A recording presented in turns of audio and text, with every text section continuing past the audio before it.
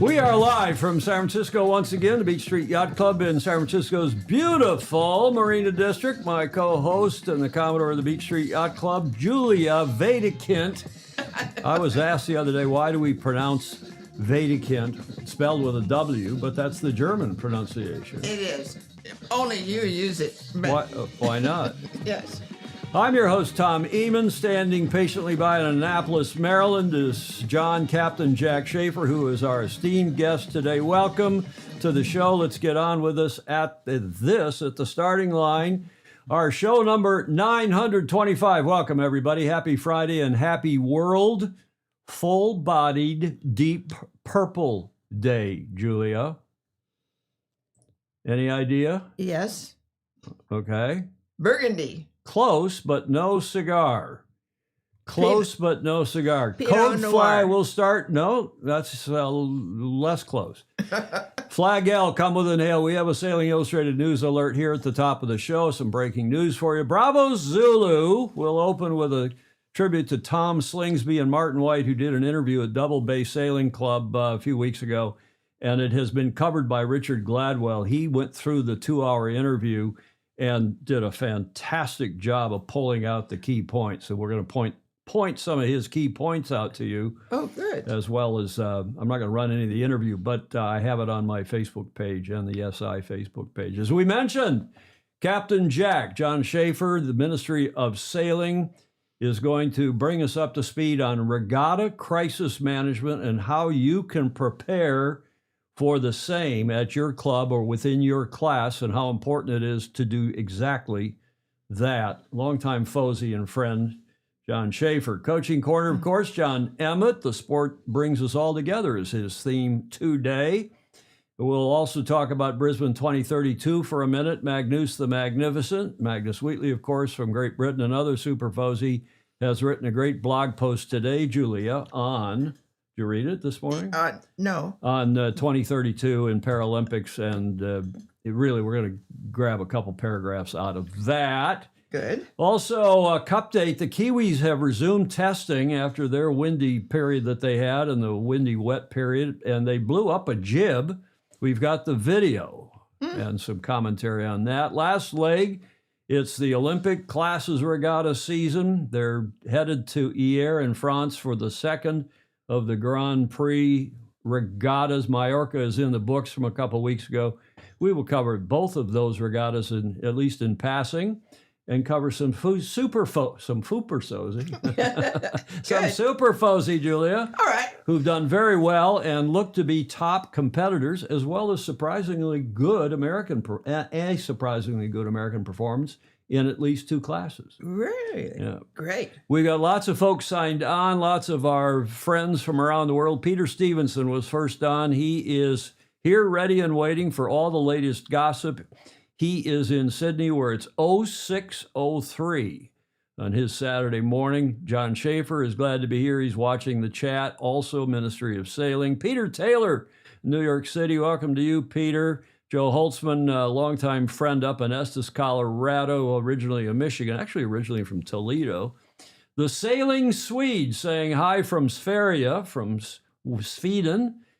Banneros says it's 80 degrees in Connecticut. Next week, snow, whiskey, tango, foxtrot.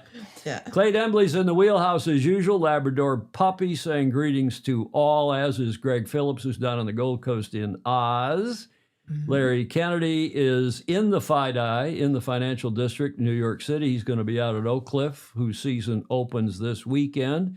He, the chief bimbo. Remember that's bimbo, right. Julia? Yes.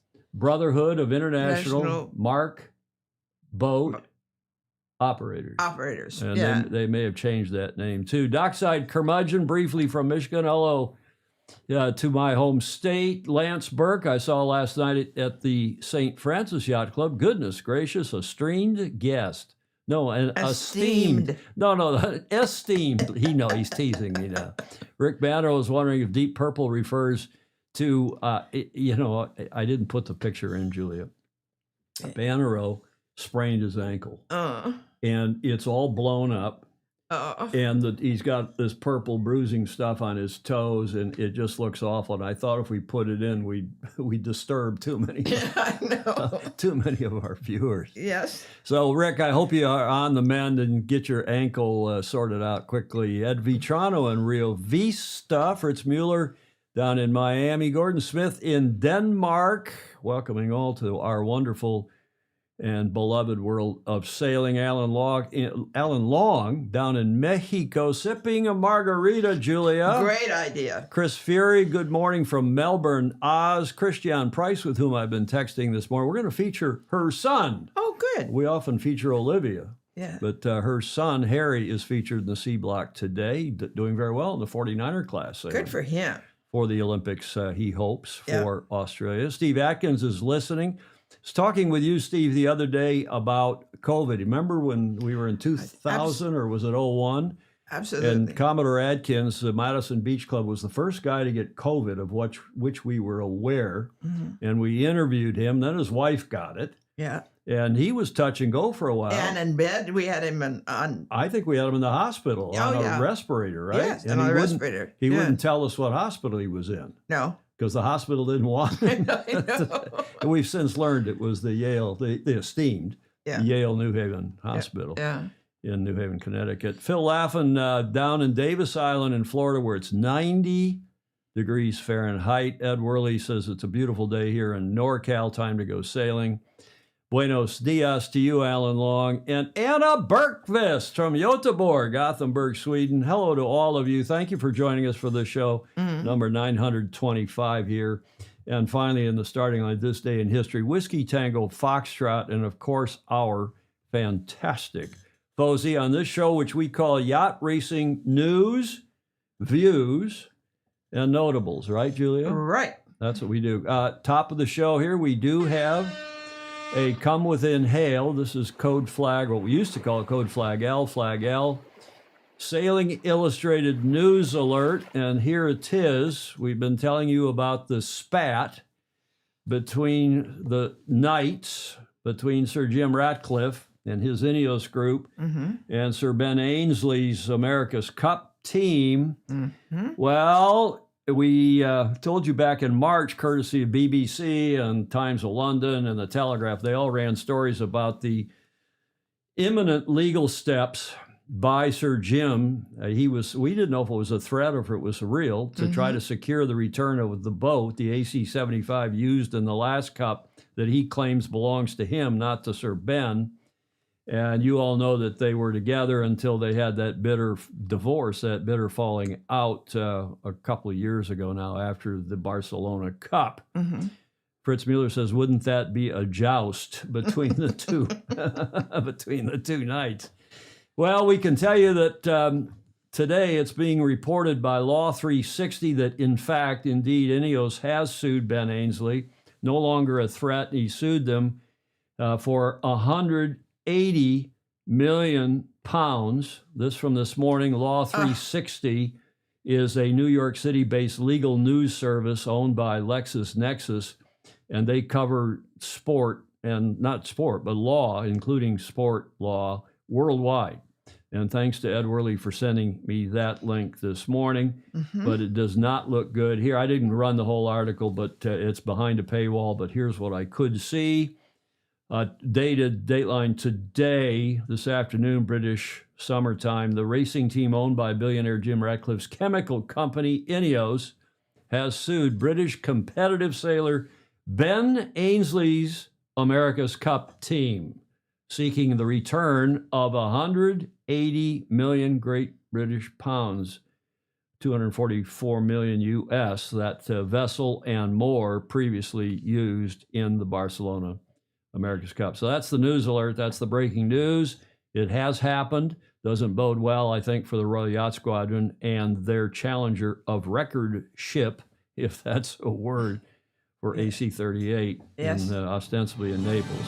But to get on to some good news, Bravo Zulu is our feature here at the top of the show. We like to do well done in praise of performance. And this to Tom Slingsby, who, as you probably all will know, was a gold medalist in 2012, two-time Rolex Yachtsman of the Year. He won in laser gold. He won at Weymouth when the Olympics were in London. And he has done an interview, which, as I said there in the show notes, was covered by Richard Gladwell of Sail World. The interview was fully 2 hours, and I have posted. It's worth every minute. Every minute. I posted it this morning to both my Facebook page and the Sailing Illustrated Facebook page. It's a terrific interview, and it was done at the one of the clubs in Sydney. Slingsby talks about his 3 cup campaigns, Sail GP, Moss Sailing, and much more. And thanks to Richard Gladwell, he broke it down in writing. And I've also posted that, his article from sailworld.com, as Tom was interviewed by Martin White at the Double Bay Sailing Club in Sydney in mid-March. Now, Martin White's a hell of a good sailor, so he's a knowledgeable interviewer, Julia. In fact, Tom was a budding and quite good tennis player, I learned in this interview, when Martin White grabbed him and took him sailing on his 505, introducing Tom to sailing, at which point he apparently converted from tennis to yacht racing. And But wise decision, it'll last longer. exactly. We're all better off for that, I'm sure. So this interview, as Gladwell said, is one of the best ever. And you owe it to yourself to set aside a couple hours. You can scrabble through it if you find some parts of it a little less fascinating than others. But it is a most informative session. Here's just one part of it. Tom discusses how the control systems worked on an AC-75 and how, when the button was pushed to activate the foil control system in a, as SailGP calls it, a maneuver, an attack or a jibe, the control system loop would activate a further 17 adjustments to sails, travelers, and mast rotation. The trick is the sequence of adjustments and how much each was adjusted by over the next few seconds. Wow. So, Julia, we're not talking about people pulling sheets and pulling halyards and doing things mechanically. We're talking about push a button to do the foil arms when the skipper turns the boat to tack the boat, and then a whole lot of stuff. In fact, fully 17 adjustments. That's incredible. Happening automatically. I cannot think of a worse thing for our sport. I know some of you agree, some of you disagree, but this is just one of the interesting factoids out of this article written up, out of the interview written up by Richard Gladwell. One other. This photo, by the way, from the Louis Vuitton Cup semifinals, the media conference in Barcelona, when Tom was sailing for American Magic, and you can see Jimmy Spithill, who was sailing there in the left background, who was sailing, of course, for Luna Rossa, then Prada Pirelli. There's a lot more not covered above in Richard's article. This is Richard's writing, including onboard communication and the difference between professional and Corinthian crews. But at the end, Tom deals with the issues of the moment, revealing that he had turned down the most money he'd ever been offered in sailing by one of the 2027, the upcoming America's Cup teams. However, he said at the time in March, it was March 18th, that he was considering an offer from another team. I wonder, Julia, who that could be. I wonder. Given his sailing wish list to cap off an already stellar sailing career, there's no prize for guessing which team is in Slingsby's viewfinder. So says Richard Gladwell of sailworld.com. And of course, we've been running on this show for now a couple weeks that this photo, I think, by Richard Gladwell, at least he posted it to Sail World. A first look, he says, at Team New Zealand's Australia's new AC-75, which of course is an old Team New Zealand AC-75, which is supposedly being bought and then made to be CIC, constructed in-country compliant under the protocol. Because it has new nose? With a new nose, exactly right, Julia. And we've been saying that we hear that Herman Winning, the Andu Challenge will be the organizers and partly the funders, although we hear there's a couple other major funders who haven't quite yet agreed, Julia. Mm-hmm. And the titular role could be John Bertrand having some kind of a role, Tom Slingsby, Glenn Ashby, and some of the kids from the Australian AC40s in Barcelona, men and women who sailed on the women's team and the youth team, are said to be involved as well. And you see where I says no thanks to any of you? Yes. That's because the Australian fozy who know something, anything, are tell me. they're tight as a tick. Tight as a tick, as Vice Commodore or Commodore Harrington might say. Margarita Marshall says Alinghi, she thinks, is the one who offered him the big bucks. Yeah, perhaps. But it doesn't matter. He didn't take it. And if he is going to go now with Australia, or maybe he's still going to go if Australia doesn't come to fruition, maybe Tommy Slingsby will go to Alinghi. Mm. Tie your kangaroo down, sport. Alex Hayworth is saying in England. Mm-hmm. Indeed. Okay. What are we celebrating, Julia, today, besides John Schafer? There's a clue. You were close when you were on Burgundy and Pinot Noir, but no cigar. Mm. It is Malbec. Oh, it would have taken me a while to get Malbec. World Day. I like Malbec with a good steak. There aren't many good ones around here, though. Well, you got to go to Argentina or get it imported from Argentina. Today, April 17th, is Malbec World Day. Yay. In 1853, 2 years after AC0, Argentina's president, Domingo Faustino Sarmiento, began implementing plans to reform Argentina's winemaking industry. He approached this French guy whose name I don't know how to pronounce, Michel Aima Puget, a French soil expert, and asked him to import new French grapevine cuttings into Argentina. Don't cry for me, Argentina. One of the varietals brought back just so happened to be the Malbec grape. Mm-hmm. So on April 17th, 1853, the first agronomy school in Argentina was founded to learn how to adapt European grapes to Argentinian soil.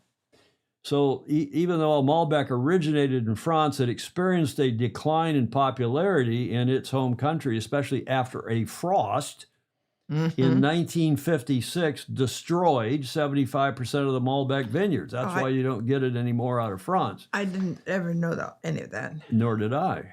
Now Malbec is more prominent in Argentina, becoming an emblem of the nation's wine industry, yada, yada, yada. And that's why today, April 17th, the Argentinians and others celebrate as Malbec World Day. Good. Happy World Malbec Day, everyone. Feliz Dia del Malbec. We celebrate this day every April 17th to commemorate the first day the Malbec grape varietal arrived to Argentina from France in 1853. And ever since then, we've been celebrating this grape varietal and how it's found its idyllic home in Argentina. One of the best ways to celebrate Malbec World Day is to do a terroir tasting. One of the most exciting developments of Malbec over the past 15 years has been discovering how much Malbec changes stylistically in your glass based on where it's grown. So the two subregions of Mendoza, the Luján de Cuyo region and the Uco Valley region, is a great way to do that. Luján de Cuyo, a generally lower elevation area than the Uco Valley, you're going to get much more elegant tannins and red fruit flavor profile in your Malbecs. Versus the Uco Valley, you're going higher in the mountains, which means you're getting closer to the sun and you're getting cooler temperatures. That means your Malbecs from the Uco Valley are going to have much more darker fruit flavor profiles, more heightened tannin structure, higher acidity, and higher violet aromatics. Both styles of Malbec are delicious and such a great way to discover how expressive Malbec can be based on terroir.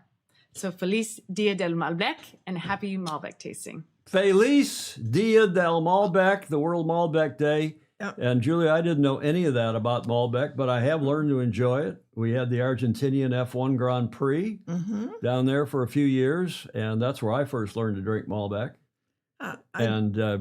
Those of you on this show that is the drinking show with a sailing habit, I'm sure, have learned something. I certainly did. Yep. They don't celebrate with a glass of champagne, Lance Burke, who likes his red wine over at the St. Francis Yacht Club. Bannereau cannot confirm or deny that Malbec had anything to do with his badly sprained ankle, just saying. And let's go to our guest today, Captain Jack Schafer. And he has a comment here in the chat as well. And he is saying something about it's not recommended after rum. Welcome to the show, John Thank Schafer. you. It's great to be here. Why do they call you Captain Jack? Usually when I get on a boat, there's 5 other Johns on the boat. Not including the head. Yeah, exactly. Captain Jack, nice to have you on. You've been on before. You're originally from Lake Geneva in Wisconsin, that famous sailing lake and home of Buddy Malgus and indeed lots of others. In fact, I think one time we had you on the show, and weren't you driving from Geneva back to Annapolis? Yeah, that was, we were doing the hook race. They had the man overboard situation there. And yeah, we talked a little bit about it. The hook race is up in Racine, Wisconsin, if I remember well, on the northwest corner of Lake Michigan. But why don't you drink back to Malbec for a minute? Malbec not recommended after rum. Why is that, Captain Jack? It does not mix well in your stomach. I'm telling you from experience. Were you afloat or on shore when that No, happened? it was definitely on shore years ago. Don't do it. Alan Long says Uka Valley, one of those 2 big Malbec producing areas, is a great place. And you said, John, it's nice to know the higher you go, the closer to the sea. I know when she said that in the video, I thought that was hilarious, as if it makes that much difference for the, I mean, I'm sure that Uka Valley or wherever it is close. Well, I'm sure it will. It's just warmer and drier, but Yeah. closer to the sun. Clay Embley says a girlfriend, my girlfriend, I didn't mean to say it was one of his many girlfriends. My girlfriend owns a winery and sounds sexy when she talks like that. Her, not so much. Hamish Ross says Malbec is high in acidity. That would also describe the SI, the Sailing Illustrated show. Okay, and Lance is reminding us that Racine is between Milwaukee and Chicago. Tell us that, remind us about that race, the hook race, because you go out and hook around and then you go into Green Bay, don't you? Yeah, you go into Green Bay. I think it's not Manitowoc, one of those Indian names, but it goes through Port de Mort. You got about a mile stretch of nothing but granite, and of course there's some big rocks right in the middle of it. So it's a challenging race. And you get your normal storm that happens, and like Michigan in the summer, you get that low pressure off of the Rockies, and that converts into a big storm when it hits the lake, and that's what happens. Every time you do the Chicago Mac or the hook race, you get that storm that comes in at night. Captain Jack, we call you I don't know if you're the minister of defense, the chief. And we're not talking about a ministry that's a religious ministry, but you formed some years ago the Ministry of Sailing. Tell us about that, please. Yeah, so it was after St. Martin. It was after the Heineken, and that was the last regatta right before COVID. I mean, COVID happened that week. The world shut down that week. And we'd always been talking about the team that I was racing with. We were on a Volvo 65. And the team I was talking with, we all of a sudden, nobody had to work. And so we took that time to write down the procedures for the sailing rescue swimmer certification, which we provide. And because we saw a lot of people were trying the techniques without policies, without procedures, without the proper safety equipment. And so we wrote down these procedures, and when we created that, we needed a name for the company. And as we were sitting around the St. Martin Yacht Club, that's what happened. It was absolutely awesome. Mm-hmm. And so we were trying to get names together. And one of the names we came up with was the Ministry of Sailing, and it stuck. And you're right, it is not a religious organization unless sailing is your religion. Mm-hmm. Good point. And for a lot of us, that is the case, Julia. Yes, that's true. Especially those who are croutonic enough to watch this show regularly. I'm of course kidding. So is it a for-profit, not-for-profit? What else are you doing besides the rescue swimming certification? And we're going to get to regatta crisis management in a minute. So one of the things that we're really trying to do is promote safety. We're all about promoting safety. Myself, I'm a safety at sea moderator. Our YouTube channel, well, what we do is on the YouTube channel, which is Ministry of Sailing, is we break down those reports which have occurred from U.S. Sailing or from the United Kingdom or from Australia, and we do it in a video format between 8 to 12 minutes long, and we do a kind of a military style debrief. And most of the people that are working with us at Ministry of Sailing are all former military, and then we're also pro sailors.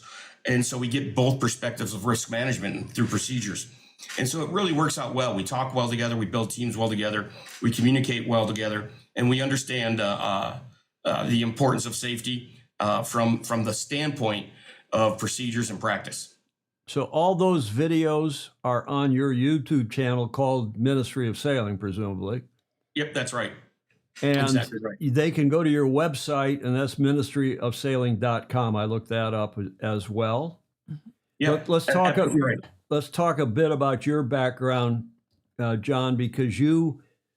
Let me just full disclosure. When we were doing certain things in certain races, and we were trying to find out what some of the governments around the world were doing about rescue at sea. I mean, you may, John, if you're more comfortable, you can tell what you helped me with and helped us understand. But you have been long involved in hostage rescue situations with both governments and with NGOs. In fact, we were talking here in the tech check with Julia, and she and her late husband. What was the name of that boat?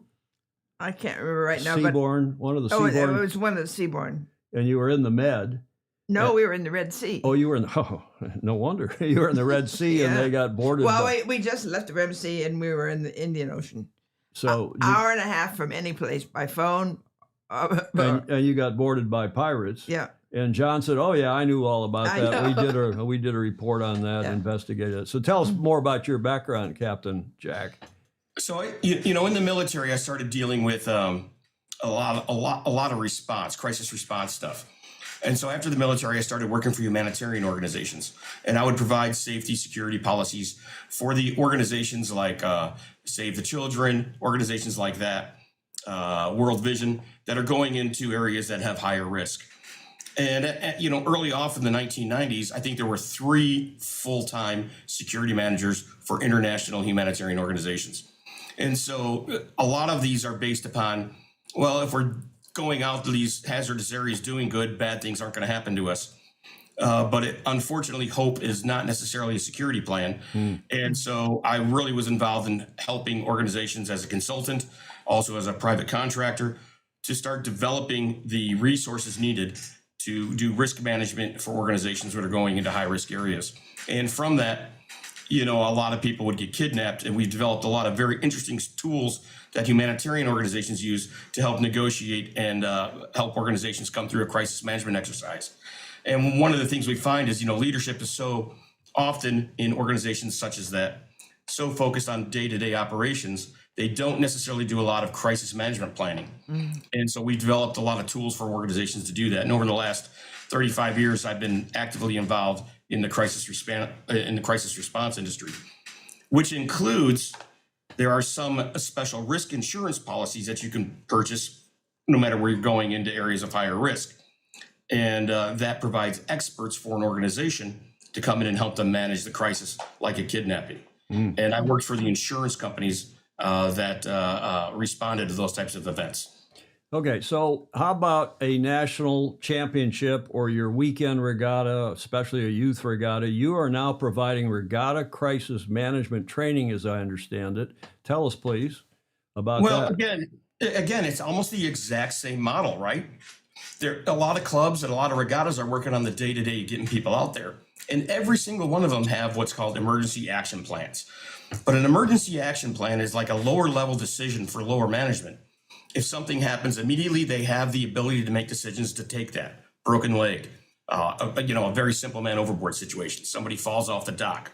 Those are the things where you call 911, support the person until the rescue people come. But there are some incidents that are prolonged and that have greater decision making. And in those situations, we're finding that the leadership of yacht clubs, who have the responsibility for the safety of the people at their events, aren't prepared to do these types of crisis management incidents. And very many of them don't have crisis management plans. And so when we were training the hostage recovery and hostage incident management, we developed a simulated exercise. I think our biggest one was 120 organizations came, and we did a full day event of a simulated exercise of what a hostage incident management would look like. And people would role play, and they could then take that and look back at their policies and have a better response when they were to deal with a crisis. So what we did is we took that exact same hostage scenario and we turned it into a regatta crisis. And so it's a simulated exercise where we can bring anywhere in the world. And by doing so, we can bring in local clubs if somebody hosts us, and we can put them through regatta crisis management. And what's really neat about it is we're developing this with a lot of AI, a lot of video scenarios. It's almost as if you're watching the Olympics on television. And we find that the simulated exercises in person are very important because you really get involved in the exercise. And we like to say you can smell the fear in the room, which you can't do remotely online. So we developed the same scenario, and the take homes are just absolutely fantastic. We're doing our 5th one next week. And we're doing this one exclusively for the Annapolis to Bermuda race. So their leadership is going through a simulated exercise based on what would happen for a missing boat, missing people, things like that. Okay. Now, we have a video that you provided for this training, and it's a 4-minute video. Do you want to do a setup or a lead in for that video? Well, this is pretty much what you're going to experience as a setup for the background information, which happens in the event. So this is what we're going to look at. Okay, let's run the video. Picture this: a serene regatta suddenly disrupted by a fierce storm. Chaos ensues, and every decision counts. Are you prepared to face the unexpected? Let's explore the importance of crisis preparedness in sailing events. The time to discover your crisis management plan is broken is not in the midst of a crisis. This program is designed to enhance preparedness, improve communication, and validate training by simulating real-world sailing scenarios to identify gaps and refine protocols. Ultimately, strengthening a sailing organization's ability to manage crises effectively. This simulated exercise will stretch your emergency action and crisis management plans, staff positions, and enhance your response skills. Practicing crisis management plans in a controlled environment is crucial to the success in managing any emergency, especially in an extreme crisis. By doing this, sailing organizations validate and improve crisis plans, enhance preparedness, and build stronger teams, strengthen communication and coordination, improve decision-making under pressure, enhance teamwork and collaboration, develop crisis communication strategies, and finally, test and refine incident response plans. Additional benefits from attending a simulated crisis response exercise provide organizations with the ability to identify gaps and weaknesses, learn from mistakes, develop a culture of preparedness, and finally, build confidence and resilience. In any exercise, several assumptions and artificialities are required to complete play within the allotted time. We are going to compress a crisis over a 48-hour period into 7 hours. In order to do that, the following assumptions apply. The scenario is plausible and events occur as they are presented. There is no hidden agenda. The exercise is designed to challenge participants and any relevant practices, not to trick participants, and all participants may or may not receive information at the same time. Each person will be assigned to one of 4 different teams. Although each team may respond using standards set forth in existing plans and current practices, varying viewpoints, even disagreements, are expected. This exercise is designed to take place in a safe, open, stress-free environment to identify gaps or opportunities for improvement in the current response plans. You will be frustrated. The exercise is designed to provide fragmented information, just like a real situation. Responses for each team must be based on current realistic capabilities and assets. Agency procedures should not limit dialogue or decisions. This exercise offers an opportunity to explore multiple options and possible solutions. This is a crisis, but remember, this is a safe place to explore ideas and concepts. The overall aim of this seminar is to increase awareness throughout the community on the topic of prolonged crisis management. At the end of the day, each participant should have a platform to increase awareness about the combination of factors unique to crisis management, assess plans for information sharing, including communication and internal-external information flow, evaluate existing response plans to determine their adequacy and identify deficiencies, illustrate organizational boat captains, sailing clubs, emergency services, and federal roles and responsibilities, establish closer working relationships with affected actors, and finally, guide organizational leadership in long-term planning and review cycles for crisis management responsibilities. A scenario-based exercise thrives on adaptability and creative problem-solving, making it an ideal environment for those with an open mind. This isn't a rigid, strict training where following a preset path guarantees success. Instead, it's about navigating unexpected twists and turns, collaborating effectively, and embracing new perspectives. Individuals who approach such exercises with a closed mind, clinging to preconceived notions or inflexible methods, often find themselves struggling to adapt and ultimately do not fare as well. Each participant will have opportunities to share, be heard, and explore, but most importantly, collectively, we all are stakeholders in creating a successful learning environment. On behalf of the Ministry of Sailing, I want to thank each and every one of you for attending today. So before we begin today's event, please let us know if you have any questions.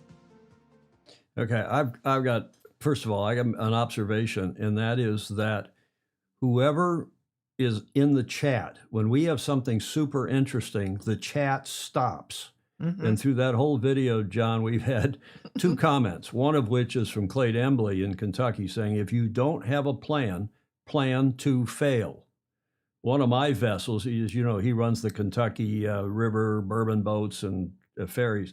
One of my vessels had to deal with an armed fugitive on the loose 2 weeks ago. We had a plan in place to deal with it. I love that you are proactive. Well done. Alan Long chimes in, great video, nice job. John, adaptability. Commodore Harrington, the New York Yacht Club. We have an emergency response protocol for our regattas. Liabilities is always in the conversation. That, of course, New York Yacht Club. Do you have any thoughts about this? I am thinking about race committee members put in a first responder situation who may or may not be skilled. Ted Ryman down in South Africa, great video and great work, Captain Jack. Before we get into all of that, may I ask you a question? It's obviously, it's an AI video. It's amazing how good AI has become in being, they could take over for Julie and myself, I'm sure, AI, right? Better. Yeah, that would have been about a 40 to 50 hour production time. With AI, I built that in about 36 hours. I'm sorry, in about 12 hours. Wow. Wow. Okay. If you notice, there are some loops in there. She becomes a shorthanded sailor sometimes, which is kind of cool. Phil Yeomans is saying some interesting thoughts. So, John, this is a seminar that the Ministry of Sailing, you and your colleagues come and put on for some group of people, whether it's a club or for a group, ideally, I suppose, for a group of clubs? That's exactly right. So we have a different formats. We could do it for a single race. We could do it for a single club. But our preference is to have a club host us, and we do it for the entire community. And that's been working well in Annapolis. So one of the key elements is plans need to be tested. When it comes to crisis management and leadership, these are executive decisions that need to be made. So along with the program, and it's available on our website, is we wrote a manual, crisis management manual for regattas that can be used as a quick reference guide. And so that's available, very inexpensive, but it's also got written in very large print. So in a crisis, sometimes you forget to grab your reading glasses. So it's a real great quick reference that walks through, because a leadership team in the midst of a crisis is suddenly going to have a lot of responsibilities where a lot of people are not trained to manage those possibilities and what those responsibilities are. And so you have the ability to test, and before the crisis, you can assign these responsibilities inside your clubs and organizations and understand what that is. Because I have to tell you, liability starts the moment the incident begins. And actually, some would say even beforehand in preparation. Right. And I'll tell you, I've been in races all the time where you're looking at the cruise sheets online and they're not all filled out, so you don't know who's on the boats. And that's one of the scenarios that we work with. And we had that incident in the Dolphin Island Yacht Club when they had 8 or 9 boats missing, and they didn't have a spill sheet. They didn't know who was on the boats, and the organization actually had to come and make a public service announcement that said, if you had somebody sailing, come to the club because we don't know who's on the boats and who we're looking for. Oh, yeah. Okay, and you've got some copies of that. I think you said in the email yesterday that you've got a few copies of that might be available to some of the FOSI. I will provide the PDF copies for anybody who has interest. So the first 50 people send me an email, sale@ministryofsailing.com, say you want a copy. First 50, I'll send you a PDF copy of the book. Absolutely. Say again, sale@ministryofsailing.com. Yeah. Fortunately, the name is unique enough that it comes up #1 on Google. Usually, sometimes the Ministry of Silly Walks comes up too. Ministry of what? Silly Walks, Monty Python. Oh. Okay, so the Ministry of Sailing, the Regatta Crisis Management Training, a seminar, and also the manual, and write to SAIL, SAIL, @ministryofsailing.com. Is that right? That's exactly right. Okay, and if people have questions in the meantime, the same email address gets to you? Absolutely right. Yep. You go to our webpage, right on the front of the webpage, you can click and you can send me an email. Okay, great stuff. What else should we know? What else should our audience want to hear? Well, the time to learn that your crisis management is broken is not in the middle of a crisis. And it's great to have crisis management plans for organizations that have that. But I think it's important to understand that there's a difference between an emergency action plan or a fire drill. And that would, those decisions that might delineated by leadership and leadership decisions. Specifically, like when you have the press showing up in the middle, who's going to manage that? If you got people missing, now you have to deal with families. Do you have a family liaison, people to deal with those families? I mean, the worst case scenario is, unfortunately, a family finding out that their loved one is missing or passed away on social media. All right. And so that comes into what kind of social media rules do you have? How are you managing it inside your club? And the communications discipline, like who's managing all the communications. So we took it from the standpoint of a high risk scenario, like the hostage incident management that we deal with. And it's the same exact crisis response scenario. So you would respond to a crisis no matter what it is with the exact same tools. And so we're providing, from a professional standpoint, those exact same tools to all the yacht clubs and those sailing associations and even regattas that are out there providing events. So you get top level advice from people who have done this for their entire lives in organizations to help the sailing community out. Because, I mean, it's hard enough already, right? Sailing, some say, is dwindling. And many clubs are having very difficult time getting regatta insurance. This will definitely help in that as well. I bet it will. You just answered a question I was going to ask, is that it must help with getting insurance or keeping the costs of regatta liability insurance down. Absolutely right. And we're in communications with the providers now too, because when you buy a special risk policy for going to high risk places that has maybe somebody that would help you manage a kidnapping process, you also get the experts that come into your organization before and help you manage that and set up everything beforehand. And that comes with the insurance policy. So we're using the exact same model that happens with the insurance companies. Oh, that's good. Okay, so again, you are offering 50 of these manuals, PDF copies of the manual. So Clayton Embley, who says, I'll trade you a bottle of bourbon for one, he doesn't even have to send you a bottle of bourbon, but I suppose that would be appreciated. Well, why don't we just bring the show to your club? We'll have it there at the club. Yeah, there's an idea. That's even That's a even better better, idea. yeah. And then he can provide the bourbon right there. And we can go anywhere in the world. I have a team set up in Australia already. Okay. So how about in Europe? Yeah, got a team in Europe. I can go anywhere in the world. ministryofsailing.com. And the email address for you is sail, SAIL, at ministryofsailing.com. Did I get that right? That's 100% right. And Lance, yours is going to be on the way tonight. Thank you for the email. Lance Burke is pretty quick on the draw, isn't he? That was really quick. He's a good man, that Lance Burke here at the St. Francis Yacht Club. Anything else? Julia, any questions from you? I think we've hit most of the questions. Maybe we didn't quite answer Claire Harrington's question. Again, do you have any thoughts about liability and emergency response protocol? I guess that's all tied together with the Absolutely. first responders, right? Absolutely. I'll tell you, the liability occurs even before you send people out in the water. It's all based upon how well you are prepared. And, that's making sure you know who's on the water, who started the race. We're sailors, right? We absolutely never know who's going to be on these boats sometimes because, hey, do you want to go sailing with us? That happens on the dock. It's the importance as clubs find a way to get these people, and with the ways that we can communicate, we get them on the spill sheets and so we know who's on the water. So it starts with the preparation. Let me ask you one other question in case anybody else has a question. We, of course, are monitoring the chat as usual. What is the biggest, for kind of run-of-the-mill, standard regattas, the things we all see, participate in, what are the biggest drawbacks or faults or, failing to plan? I get that.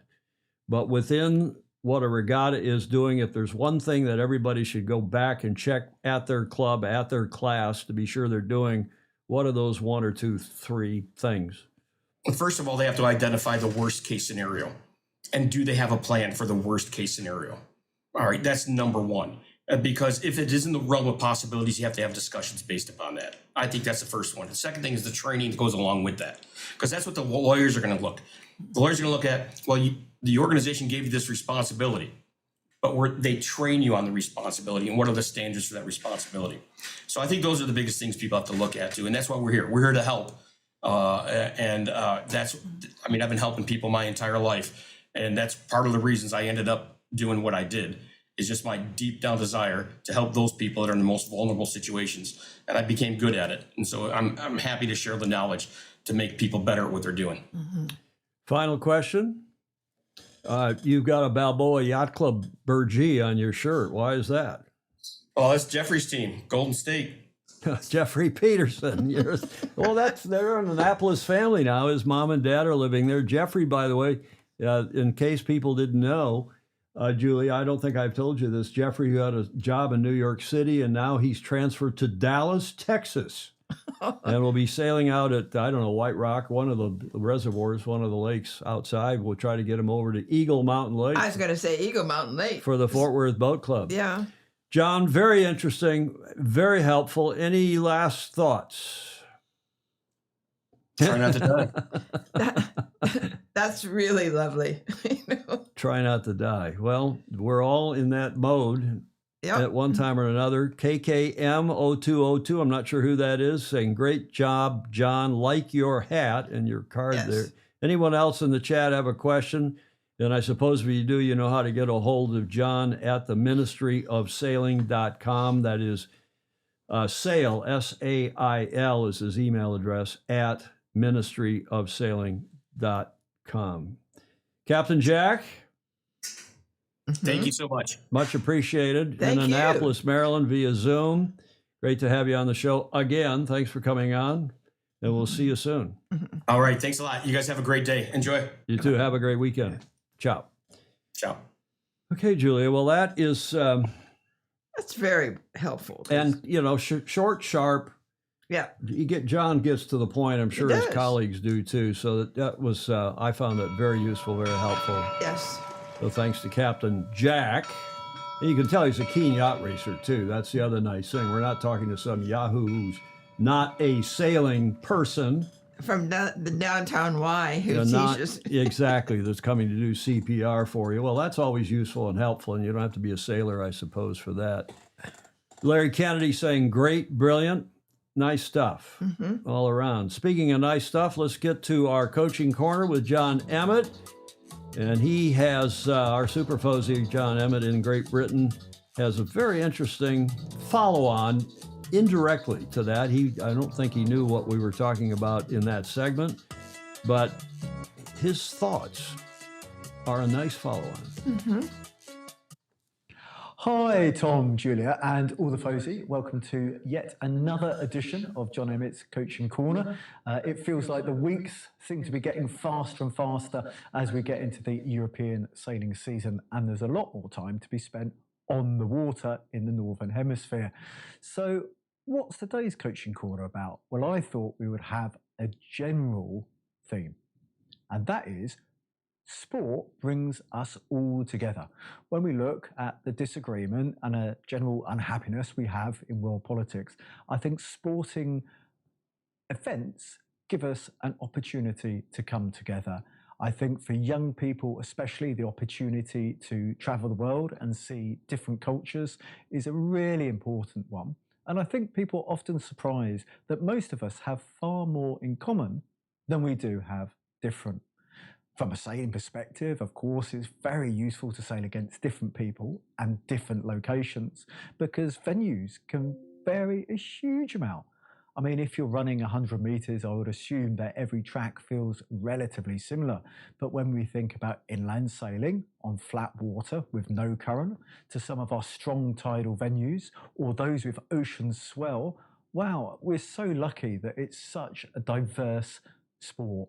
But I think sport should be an opportunity to bring us all together. And I'm very aware we cannot please everybody all the time.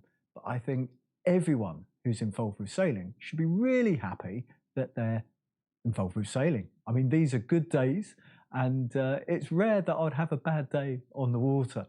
So for 2026, let's think about maximising the time we can spend on the water and also helping other people get on the water, making sailing inclusive, and for me that is youth, women and para.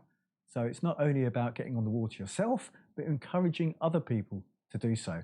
And I think media has a large part of that to showcase our sport, but it's just about being friendly and welcoming. Come and join our sailing club, have a go in my boat, try sailing, you never know, you might just like it. And with that, sail fast, sail safe, and keep having fun. Sailing's not for everybody, but it is For anybody. anybody, Julia. Yeah. As we hear various people say, Clark Chapin, my dad, and many others here, as we have John Emmett. Delighted to have John regularly on the show. He's, I don't think, missed a show, and he's been doing this for, 8 of the 10 years we've been doing this show? I really should count. I don't know, but that's about right. He's looking very arrow, as Steve Gruber said. He looks kind of, I need a haircut, so maybe I should emulate John. Let's talk for a moment about Brisbane 2032 and the push for Paralympic sailing. We are all pushing hard for that, including Magnus the Magnificent, Magnus Wheatley, in his Rule 69 blog post, excellent Rule 69 blog post of today. And Peter Stevenson, a.k.a. Pedro Foiling Sailor, and several others have commented to me about this post, and I commend it to you. That is Magnus's Rule 69 blog. If you're not a subscriber, you're missing a good source, a good resource in our sport. And just to take a couple paragraphs out of what Magnus posted today on his Rule 69 blog, one place, he says, where sailing truly unites and unequivocally stands resolute is our resolve to see sailing back as a permanent sport in the Brisbane 2032 Paralympic Games. And, we'll be happy if we just get back as a demonstration event, but better yet, as a permanent sport. Everywhere you go, everyone you speak to, there isn't a dissenting, grumbling voice to be heard, like there is just about for everything else. That's true. And it truly feels like, for once, the entire sport from the very top to the bottom is pulling on the same end of the rope. It's a vital cause and a campaign for our time. The knock-on effects are simply huge. And for all those para-athletes out there who are desperate to start putting in the hours both on and off the water, I'm hopeful that later this year, around October, meaning the World Sailing annual meetings, or when the IPC, International Paralympic Committee, gives us the word, that these athletes will have their starting gun fire. Magnus went on to say at the end of that blog post, a long, extensive blog post, I commend it to you again, sailing back in the Paralympics would be the icing on the cake My sense is that we are on the right track in so many areas. He's talking generally about the Olympics. Keep the pressure on when you talk about this subject. Build the momentum locally, nationally, globally, via whatever voice you have at whatever level you are in the sport. Well, we've been saying that for months here, for a year. Support our para-athletes in whatever you can. It doesn't have to be just financial. A word of encouragement here or there, a chat at the bar, an interest in the boat park, an invite on the beer can weekday race on whatever boat. Whatever it is, just do it.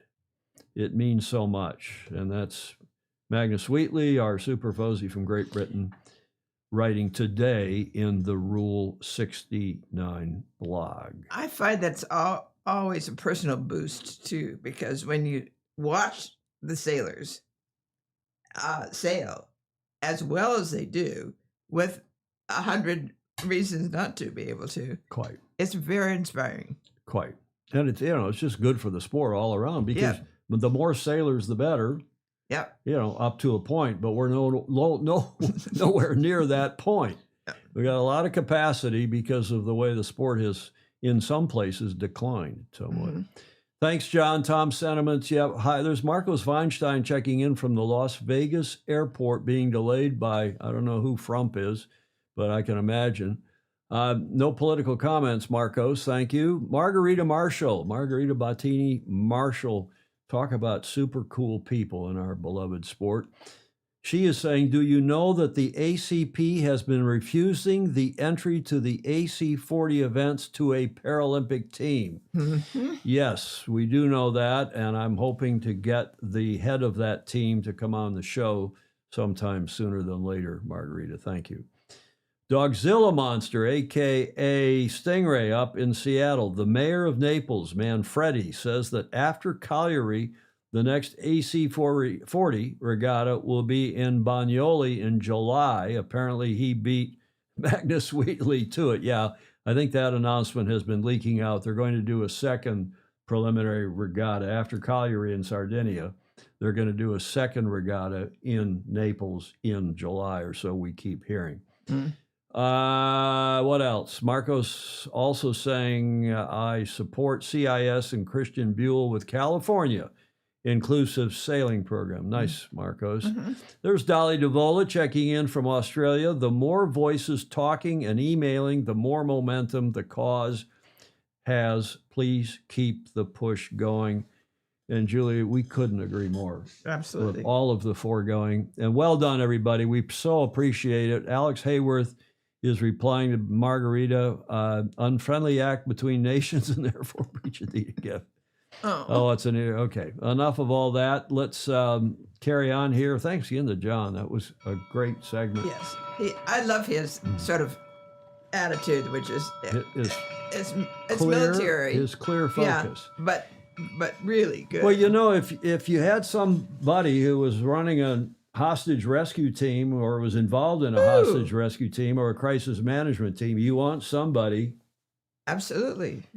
Just like when you're got somebody flying your plane or injecting you with drugs, you want somebody who is by the book, super careful, double and triple checking, like so many airline pilots and nurses we can all think of. Yes. Those are the kinds of people. So again, bravo Zulu, John, Captain Jack Schafer, we really appreciate your coming on the show. You were going to say. Oh, well, it's maybe too long. I was going to say that one thing that I would insist on is that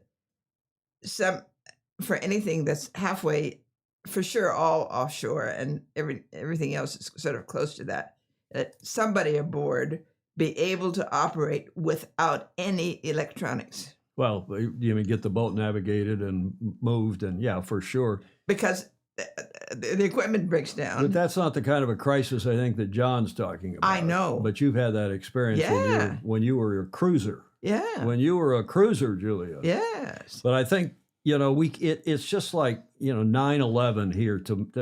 That's a whole different scale.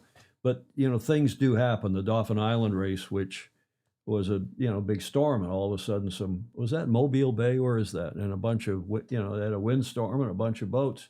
And I can think at times at other regattas where, there's been a drowning or a near drowning or people unaccounted for. So I think he's spot on. We got to do that. Yes, I really love what he did. Good. Okay, AC 38 Cup date. We did the breaking news at the top of the show that apparently Sir Jim Ratcliffe has, in fact, if you missed that segment right at the top of the show, we did a breaking news alert that he has apparently now filed a suit, according to Law 360, which is a Nexus Lexus subsidiary. But we'll get to other news here, and that is that the Kiwis are back on the water, and Richard Gladwell covers them assiduously. Julia, is that a good Stanford word? Oh, yes, it is. I don't know where I learned it, probably from you. The Kiwis back on the water. Richard writing today. Well, it's Saturday down there now, but on our Friday, the Kiwis resume testing and blow up a jib. And he says that Emirates Team New Zealand started their second block of testing today in modest breeze. It wasn't even that windy. And flat sea. On the Hauraki Gulf. The start was earlier than expected, with the team design chief Dan Bernasconi, who's been on this show, indicating at the end of the last session on April 1st that they would resume on Monday. So they got at it here a couple, 3 days earlier. Richard says, a little surprisingly, given the mild conditions, they blew the tack out of a jib. Gear breakages are very rare with the Kiwi team. That's for sure true. But may increase for all, Richard. This is a good, what's this word I want? A good, not assumption, but a projection here, prediction even. Yeah. These breakages may increase for all given the required use of legacy gear intended to last just one cup cycle, now being stretched to a second. Steve Gruber's asking, ETNZ blew up a jib. Did someone push the button too hard? And Margarita Marshall saying, yeah, those things happen with old boats and old gear, which is exactly what Richard is saying. The incident was dismissed by ETNZ's co-helm, the superb Chris Draper, as being disappointing.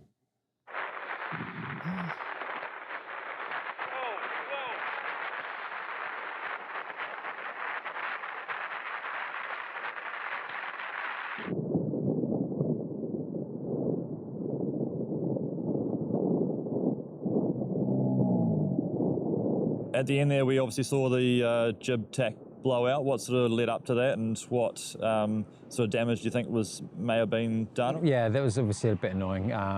Sad way to finish the day because it had been a glamour session up until then. But yeah, it was just a failure on the tack, but nothing major and nothing that the team can't deal with and react to very easily. But no damage, I don't think. We'll see if it might have been a little bit of baton clash with the main or something, with the spar or something like that. But at the moment, it looks like it was fine. Yeah, so just a full rig check for the. Yeah, full rig check, and I'm sure it'll be grand. But yeah, a little bit annoying. But there we go. That's part and parcel of pushing all the structures on these boats, and the sails is one of those things.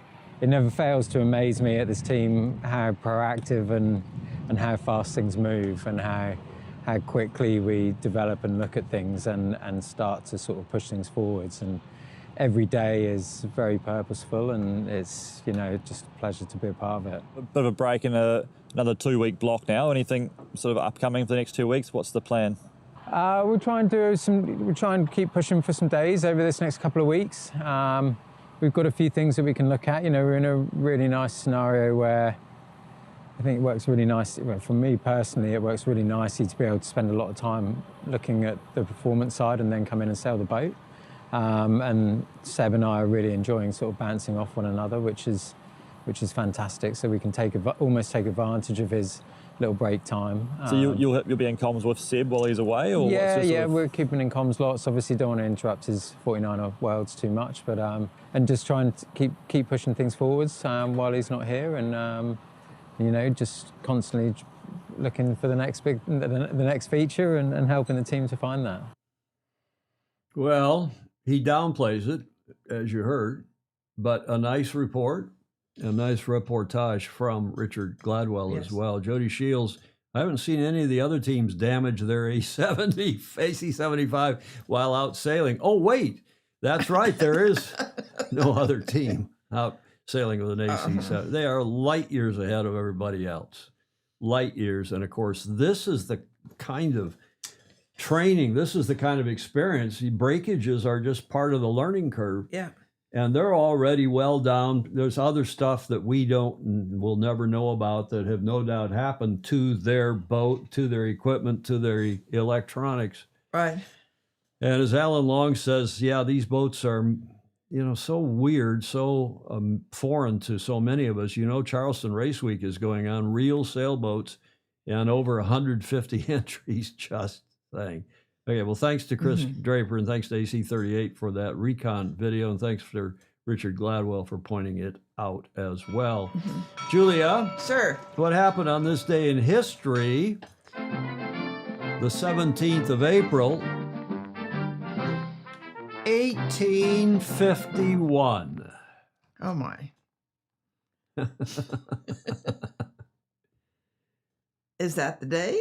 No, the Cup was in August. You're thinking of the America's Cup. Yeah. That race was August 22nd, 1851, from memory. So it's before that. Before that. Here's a clue.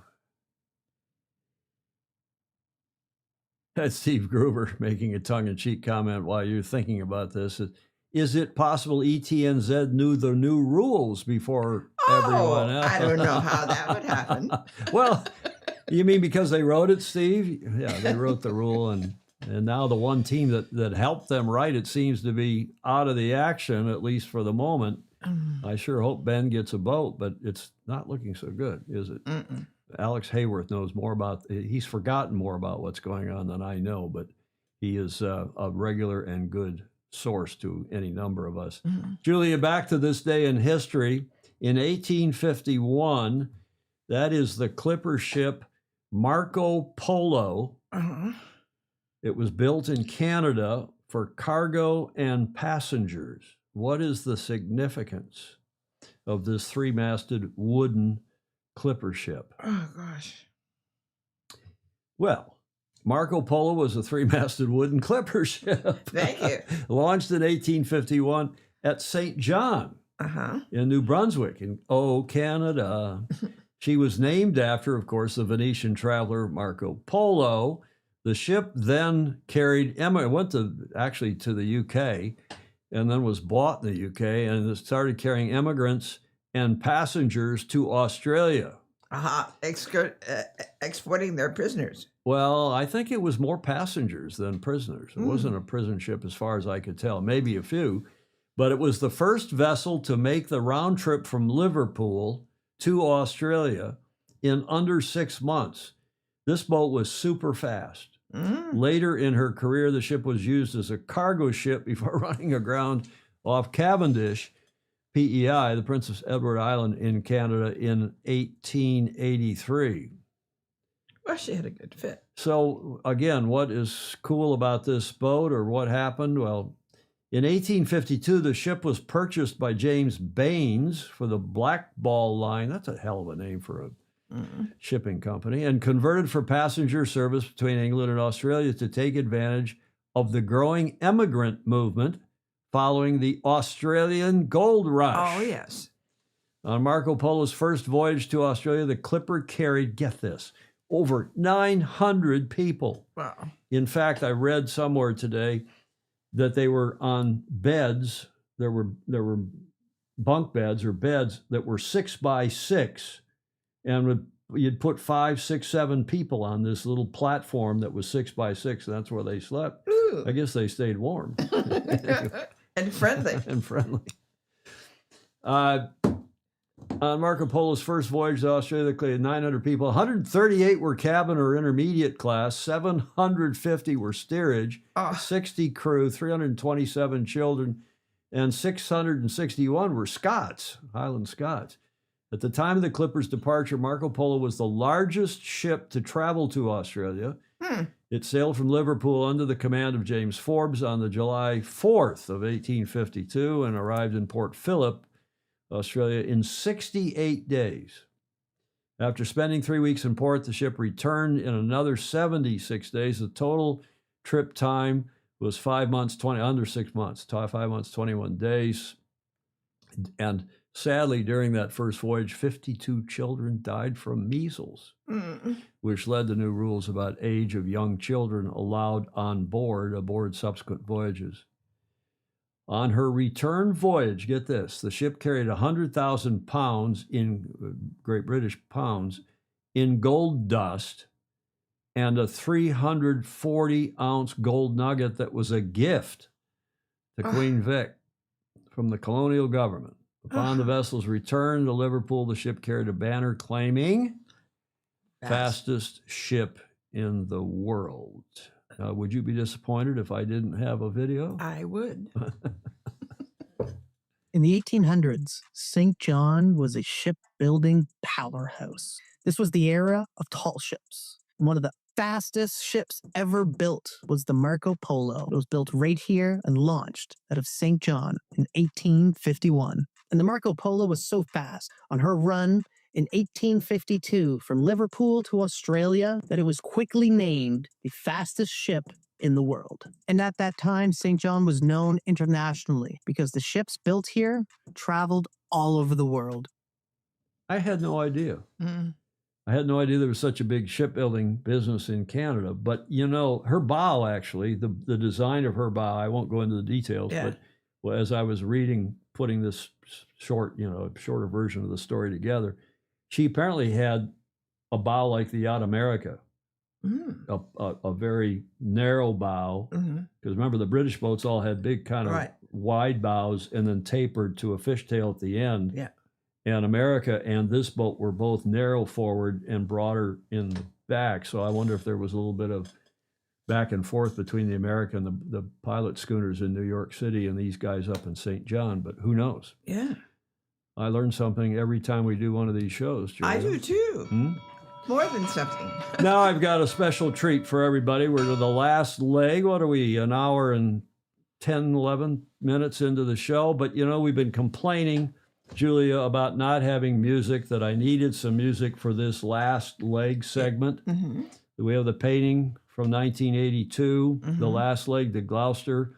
This is Canadian, also Canadian. So it was nice to maybe have some Canadian music to go with this, and we have some now. Yes.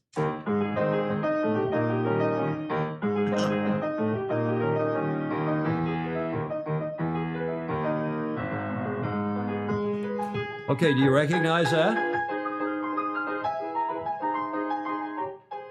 Okay, here's a clue. Do you recognize him?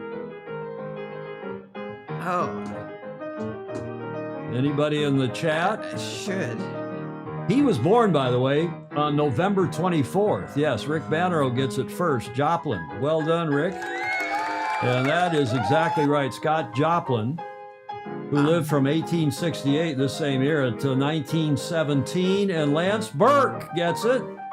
It's called Maple Leaf Rag. Scott Joplin, Pindar is saying, Andrew Pindar, so a lot of people probably knew this. Now, for extra credit, Julia, Yes. who is playing this? Anybody in the chat have any? Tiger Woods. He does look a little bit like Tiger Woods. Holtzman got it. Joe knows it's Scott Joplin. Scott Joplin, Maple Leaf Rag. Clark Chapin, who's a music aficionado, as his wife. Yes. But Julia, back to it. Any idea who's playing this? Somebody very light-fingered. Superb pianist, right? That is none other than our very own Super Fozy, the New York Yacht Club Commodore, Claire Harrington. That was recorded this morning in Newport, Rhode Island, exclusively for Sailing Illustrated. There you go. You've been wanting music, and then you got royal music. Well, she pinged me after the show on Tuesday when we were all talking about we need music for this. She said, you want me to do something? Or she actually, that's not true. She sent me 2 or 3 different suggestions. They were classical pieces. She says, you got to class this show up a bit. Too much jazz, too much other stuff. I said, yeah, but it needs to be Canadian. And better yet, why don't you play it? Why don't you, Claire, Commodore Harrington, why don't you play it? She says, oh, well, I got to go to Newport. I got a piano. It needs some tuning. Then we talked. I'm not kidding. I said, why don't you see if you can get to into St. George's, the school, the famously good prep school that also has a famously good sailing team. Right. And because she was the head of music for the music department, and see if you can go let them play the organ. And you just record something and hold your iPhone up and do it. And she said, well, that wasn't going to work. She didn't have the time, or they didn't have the time to let her go do that. So she, in her apartment, in her condo in Newport, she has a grand piano. And she sat down this morning and played Joplin's, obviously probably ran through it a couple times. Oh, well, it was terrific. It was. As I said, somebody who obviously knew how to play the piano. Well, exactly. And Jody Shields, Julia, you can read Jody Shields' comment. I'm not going to. I don't think I want to, but he said, I love playing my organ. You can give him the finger wag, too. Chris Fury says that Vice Commodore Catherine Fury, whom we had on the show with Alistair the other day from Sandringham Yacht Club, is also a classically trained pianist, but sadly rarely plays these days. Ted Ryman, excellent from the Commodore. Attaboy, Claire.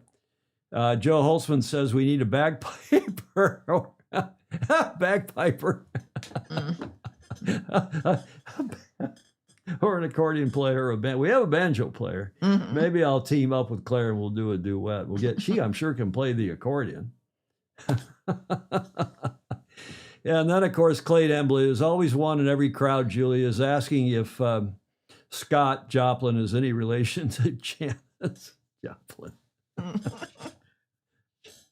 Not exactly the same. Thank you, Commodore Harrington. Recorded today. Wow. Performed and recorded today in Newport, Rhode Island, exclusively for Sailing Illustrated for the last leg. Now, what is the last leg? You recognize that cathedral. That I guess it's a cathedral, Julia. Yes. That is in Mallorca, in Spain. And we didn't talk much about this regatta. It took place at the end of March, early April. The Trofeo Princesa Sofia Mallorca. It's the first of the big Olympic classes regattas. That this is now Olympic classes regatta season, as we said, and there's 4 of them. And the next one starts tomorrow, but we'll get to that in a moment. But at that regatta in Mallorca, at the Sofia, as it's called by most I love the name sailors, of that. Yeah, the U.S. sailors, and she was a sailor. I mean, she is the daughter of His Majesty. Let's see. Sophia. Sophia is His Majesty's daughter, and the sister to the king now, to Felipe, and that's a sailing family, as you know. The King Emeritus was a sailor, and the U.S. and of course the king's wife was a sister of King Constantine from Greece, who's also a sailor. It's a big sailing family. Yeah. But I digress. At that regatta a few weeks ago, U.S. sailors actually had a pretty good go. There were 2 silver medals and some other top 4 finishes. Sophia Silver was awarded to Nevin Snow from San Diego. His parents are good friends forever. And Ian McDermott in the 49er class. These guys are having a good go. And they're now a real contender, real hope for the Olympics for the U.S. After 6 days of competition, the U.S. Sailing says, on the Bay of Palma at the 55th Trofeo Princesa Sofia, Nevin Snow and Ian McDermott delivered a standout performance in the 49er class, securing the silver medal. Noah Lyons, who is the IQ foil sailor, they don't call him a sailor. What do they call people on boards and kites? They call them riders in a storm. But Noah claimed silver in the IQ foil class, adding to a strong showing for the U.S. delegation. And there is Noah, who again won a silver medal in Mallorca. Okay, so coming up, starting tomorrow, the 18th running through the 25th, is the 57th French Olympic Week in Hyères, France, and it's the headline by World Sailing. The world's Olympic sailing elite are set to gather. Well, they already have gathered. They've been practicing for days, if not weeks, in Hyères for the French Olympic Week. Get this. More than 700 athletes from 59 nations are getting ready to take over the Bay of the Air for one of the highlights of the international calendar. Across the 10 Olympic classes on the program, the level promises to be high and the show worthy of this iconic and demanding. It's a great race here. Why they didn't have the Olympics there is beyond me. Because it's hard Politics. to park. Say again? It's hard to park. Well, it's not hard to park. It's easy, but they wanted to go down and give the socialists down in Marseille some Olympic event. Should have done it in a year. From April 18th to the 20th, or Lorient, or tell me where. 18 to 25 April, the French Olympic Week will host all 10 Olympic classes as the second stage of the Sailing Grand Slam. Following Palma, as we just mentioned, and the French event stands as a key marker in the season for the world's top sailors and, of course, for Olympic aspirants for 2028 LA. Now, what's the biggest class? Oh, my goodness, Julie, it's a 51-year-old class. At 51, 52-year-old class. The laser, Ilka laser, call it what you want. Right. The Ilka 7 knee laser. Born laser. Knee. Oh, that's a good Stanford. Nay, no, knee. You pronounce it nay? That's what a horse does. Regardless, with 136 entries, this 50-year-old class. What's wrong with old classes in the Olympics, Julia? Nothing. Nothing. John Emmett would agree that at least this old class is good. He doesn't like the Star or the Finn so much, but he sure likes this class. Right, John? 136 entries. The Ilka 7, the men's single-handed dinghy, I would again say over 50 years old, is once again the largest. It is followed by the Ilka 6, the women's division, the women's class, which in 83 entries, and the men's IQ foil, the foiling windsurfer with 66 competitors. Back after his victory in Palma, nice photo by Bo Outeridge, the reigning Olympic champion, two-time Olympic champion in the Ilka 7. The spotlight will be on Austria's Matty Weirn. We've been talking about him winning at the Sofia, the double Olympic champion, Tokyo and Paris, and recent winner of the Trofeo Princess Sophia. He will be the man to beat, they say. Hong Kong's Nicholas Halliday will face a tough challenge to defend his title against a very strong fleet. Likewise, and he's a Fozy, he's been on the show, but likewise, another Fozy who's been on the show a half dozen or more times, had a great regatta at the Sofia, Harry Price and Max Paul, who are on their fledgling, I believe, 49er campaign, and really at their first major regatta, which was in Palma, in Mallorca, a few weeks back. Harry Price and Max Paul narrowly missed the podium, finishing fourth, and they led the fleet for much of the week. Wow, good for them. I got videos of them being celebrated as the leaders of the pack. And that's, of course, a highly competitive skiff fleet. So it's nice to see our Fozy Harry Price, whose parents are Fozy, his sister Olivia, all doing so well. And he said, overall, it feels really positive. Harry Price said that. It's nice to come to Europe and put into practice what we've been working on all summer. To come away with a result like this in variable conditions is encouraging, to say the least. Max Paul added, at the end of the day, this is a stepping stone towards the bigger regattas later this year. It's a positive start to the season for us, but we want to build on this momentum and push towards the Worlds, which are in May after this regatta in France. I don't know where their Worlds are. Somebody will know. I was going to say, where are they? Yeah. Somebody will know in the chat. Steve Gruber, knee is French, knucklehead. How do you pronounce it, knee or nay? Nay. Oh, it's nay? Okay, well, I stand corrected. Thank you, Julia. Alan Long just got tapped. Got to move on to Pollo con mole pro poblano. He's going to go eat. Girlfriend's birthday. Have a great weekend. Have fun, Alan. And finally, we do have a video as a preview for this upcoming regatta starting tomorrow in France.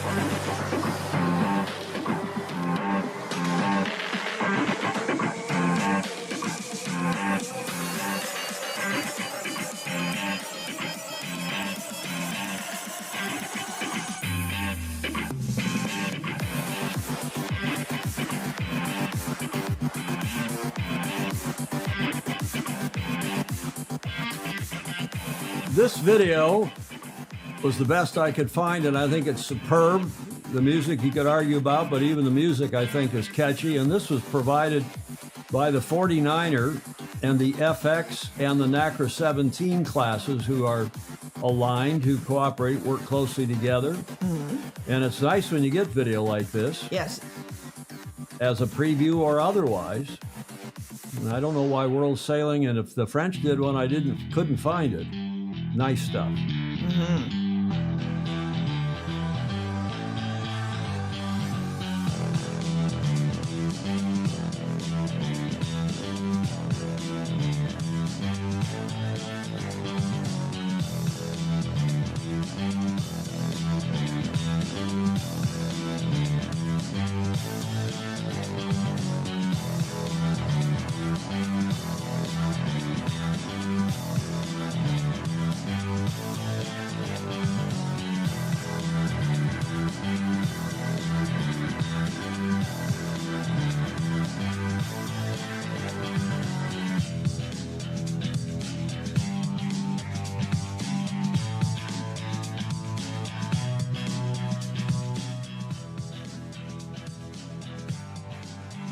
Christian Price says that the worlds for the 49er and presumably the FX are in Quiberon in France, and she says we, meaning I assume Davy Price, Christian and her husband will be there cheering on Harry and Max, Paul, and probably the rest of the Australian team. And now everybody's weighing in, telling me how correct you are, Julia, with the word nay. And not knee. Well, you learn something new every day. There's our American boys again. Great stuff. Bravo Zulu. Thanks to everybody for helping push that segment along. Several people suggested we cover that because, of course, it's starting tomorrow. It's going to be a bit of a deal. And we're getting back into the Olympic swing of things, Julia. Speaking of which, we're into the D block here just before the bottom of the hour. And you'll enjoy this one, I'm sure. You like this block. I do. You always do. And they're all clean. There's one that's a bit sexist.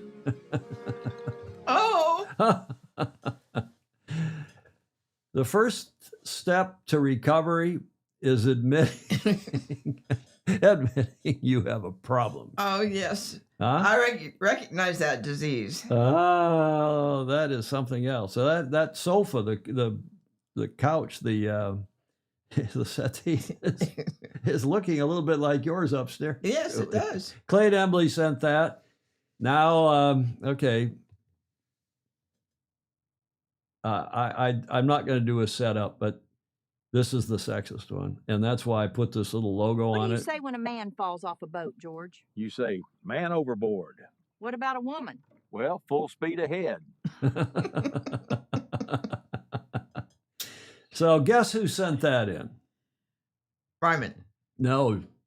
Jody Shields. Jody was, I don't know how Rhonda puts up with him, I'm sure they love each other. And Jody must be very good at something because she puts up with his jokes. He's so much fun. But I thought we should dedicate that to the Royal Yachting Association. All right. To the RYA, Julia. You remember when the RYA had this kerfuffle, I don't know, 6, 7, 8 months ago, and they were trying to change all the language that they sound like they're more woke than some of the Kamala Harris, some of the people in this country. Yeah. They were trying to change man overboard to person overboard or something. Yeah. We'll dedicate that to the Royal Yachting Association. Speaking of strange things, Julia. Mm-hmm. Meg Eamon says, don't play with super glue. My beloved daughter. You know who that is, right? Yes. Okay. Now, here's one apropos our show. Marines and sailors. Drinkers with a sailing problem. Yes. I wonder if they stole that from our show. Mm-hmm. Since 1775. Clay Embley sent that one in too, which gets us to the final slide in Whiskey Tango Foxtrot from Blake Middleton. All the smartest people sail. Sailing isn't for everybody, as we say repeatedly on this show, but it is for anybody, Julia. Right. Which gets us to the finish line where you like to say, yes, don't miss the opportunity to like and follow and share our show. Makes a difference. look at how colorful camera 2 is with that PIP, that picture-in-picture and all the flags. Yeah. And Bannero's pictures and all these multicolored screens. Yes. That's enough to make your head spin, Julie. We better get off that shot before somebody has a convulsive fit. Comments are welcome, even in replay. Please do share it. Clark's shared it. A lot of folks have shared it already. We appreciate that. And we also want to thank those of you who do give us a few bucks or something else, like Clay Embley does, or more than a few bucks via patreon.com/join/Sailing Illustrated. That's how we stay on the air. It's how we keep our equipment up to date, or more or less up to date. It's how we pay our streaming fees, which increase by the month, it seems like these days, Julia. Yes. Seems like these days. I want to thank, too, with the THANKYOU, the people who gave us audio, images, and video for today's show. Final thoughts, Julia? I'm ever amazed at how versatile this sport is, and good to enjoy and introduce. Indeed. Jody says he is officially the husband of the year. Because he said just before that, I have to go and do the... Say it, read it. I have to go and do the ironing and the laundry. Yes, that's why he's husband of the year. Ed Worley, Rick Bannero, Joe Holtzman, thanks to all of you. Thanks for the sentiments also. It's time to go sailing. Take your family sailing. It's warming up here in the Northern Hemisphere. It's still sailable down in the Southern Hemisphere. Have a great weekend wherever in the world you are. Hope to see you on Tuesday, same time, same channel. In the meantime, sail fast, sail safe, and of course, have fun. Ciao for now.